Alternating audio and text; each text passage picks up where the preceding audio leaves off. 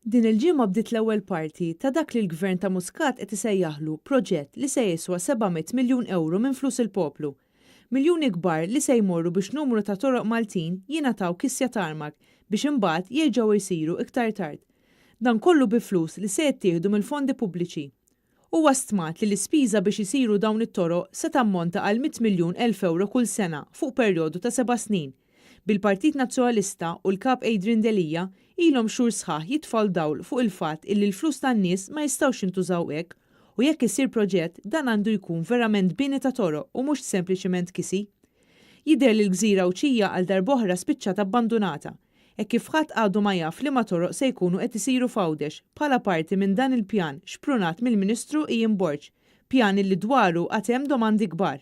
Waqt li għaddej dan il-pjan, ħafna kunsilli lokali qed jilmentaw għal fatt illi mhux qed jiġu konsultati dwar it-toroq magħżula u x-xogħol kif se jsir.